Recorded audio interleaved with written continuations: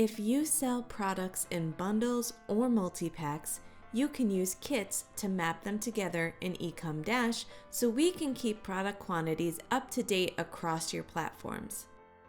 In this short video, we'll show you how it's done. To create a kit, navigate to Products, All Products.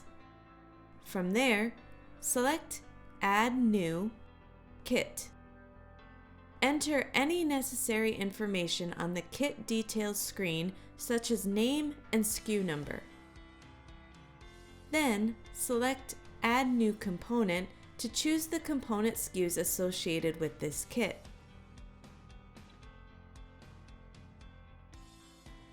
For example, if you're selling a baseball set, your components may include a baseball cap and glove. These components must already exist as products in Ecomdash. From there, specify the quantity kit includes for each component product, and Ecomdash will auto-calculate the kit quantity.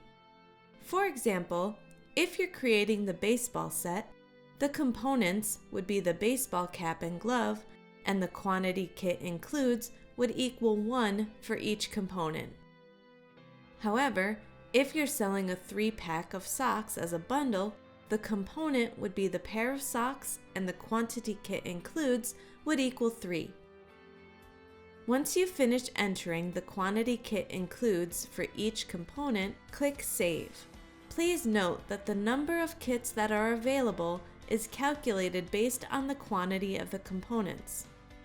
For example, if you're selling the baseball kit referenced above and you have 10 baseball caps and 5 gloves in stock, we'd update your storefront to show that you only have 5 baseball kits available.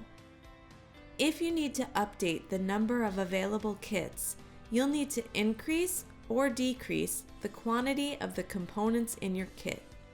You can navigate to the component SKU to update quantity by selecting Actions, View for the component within the kit's product details.